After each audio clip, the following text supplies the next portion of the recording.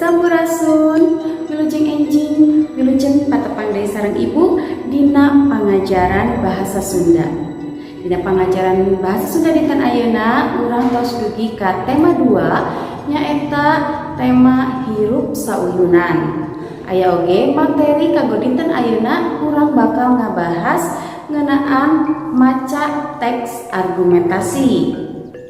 Terus kanggo tujuan pengajaran dinten ayeuna nyaeta siswa bisa ngajawab pananya ngeunaan isi teks argumentasi. Janten tujuan pengajaranana ya atau tujuan pembelajaran kita hari ini yaitu kalian nanti setelah selesai menyimak video pembelajaran ini diharapkan kalian bisa menjawab pertanyaan-pertanyaan yang berkaitan dengan teks argumentasi. Tah ayeuna cik saha tos terang naon ari teks argumentasi teh? Teks argumentasi atau karangan argumentasi nyaeta karangan anu ngajentrekeun bener teuna salah sahiji perkara dumasar kana alasan anu kuat. Jadi karangan argumentasi atau teks argumentasi itu adalah sebuah karangan yang menjelaskan tentang benar atau tidaknya sebuah perkara yang berdasarkan kepada alasan-alasan yang cukup kuat. Dina karangan argumentasi biasana katerangan-kateranganana eta teh sok dibarengan ku alasan-alasan anu dumasar kana fakta. Jadi di dalam karangan argumentasi atau teks argumentasi biasanya keterangan-keterangan yang disampaikannya itu selalu dibarengi dengan alasan-alasan yang berdasarkan fakta. Salian ti eta aya oge tujuan karangan argumentasi.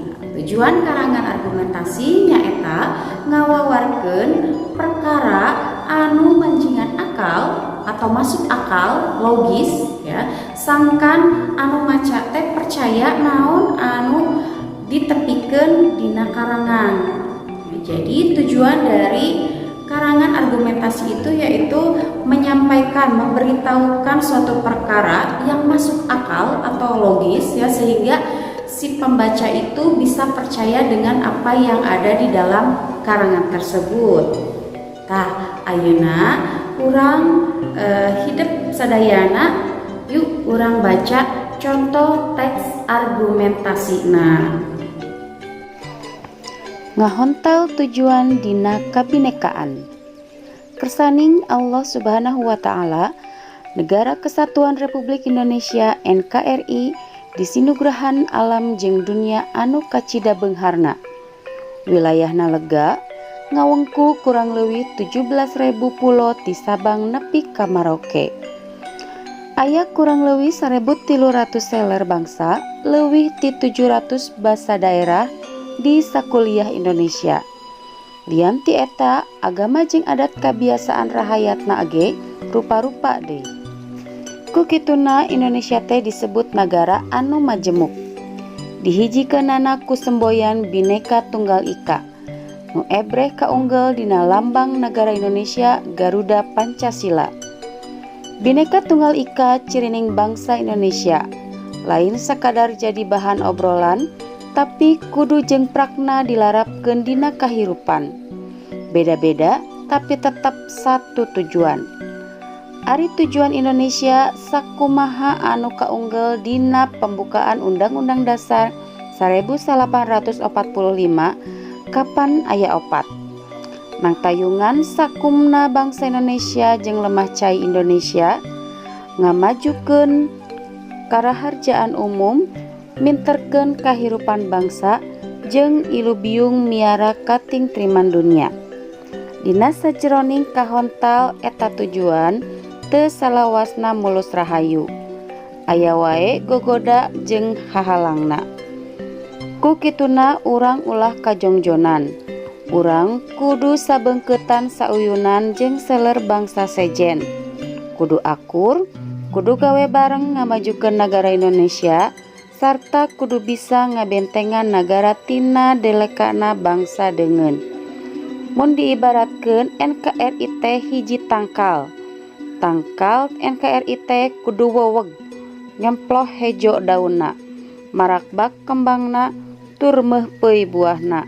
Sangkan tujuan Indonesia kahontal, sakabeh akar kudu gawe bareng nyiar saripati pikeun hirup tangkal NKRI.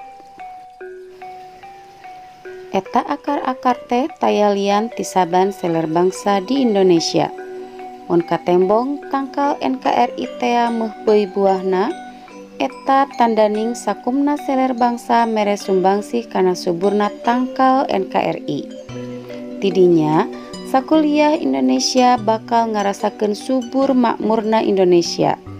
Sakabeh pangeusih nagri bakal ngarasa tingtrim hirup di Indonesia. Prak-prakanana dina kahirupan sapopoe teu susah. Urang minangka warga negara Indonesia kudu ngarasa satata. Ulah asa aing panghebatna. Unggal seler bangsa boga kaunggulan jeung kahengkeran sewang-sewang. Kaunggulan ulah matak jadi adigung, urang kudu daek ngaku kana kaunggulan seler bangsa sejen. Sabalikna, seler bangsa sejen kudu bisa ngaku kana kaunggulan urang. Sahengkeran dina diri ulah matak jadi laib. Kahengkeran teh kudu bisa jadi wadah pikeun silaturahmi. Lian ti eta sikap silih ngahargaan penting pisan. Mungguhing adat kebiasaan unggal seler teh ngabeungharan budaya Indonesia. Moal aya nu disebut budaya nasional Indonesia upama teu aya rupaning budaya daerah. Pon kitu deui urang ge kudu miara toleransi. Toleransi teh sikap silih hargaan jeung mere kabebasan dina hal ageman jeung kayakinan. Upamana Al-Kausar keur nyieun kliping, kacida pinujina upama Al-Kausar nu agamana Islam bisa akur migawe tugas kliping jeung iwayan gema nu agamana Hindu. Kacida hadena upama Abdul Aziz nu agama Islam bisa ngahiji dina tim futsal jeung Yohanes Guntur nu agamana Katolik. Cohagna najan beda agamana tapi angger kudu silih hargaan. Ku cara kitu tujuan bangsa Indonesia bakal kahontal. Tangkal NKRI bakal tetep powek ngadeg, moal runtag ku angin, moal bisa dituar ku bangsa deungeun. Nah, sarengsena hidup tadi maca teks argumentasi tadi, ayeuna hidup waktosna ngajawab pananya-pananya ngeunaan eusi argumentasi anu tadi tos dibaca ku hidup nya.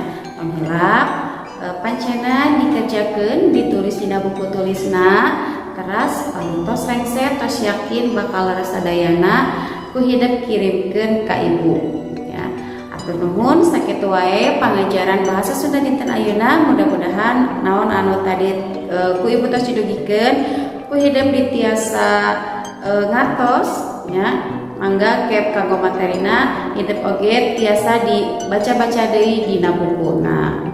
Atur nuhun kana perhatosanana. Wassalamualaikum warahmatullahi wabarakatuh.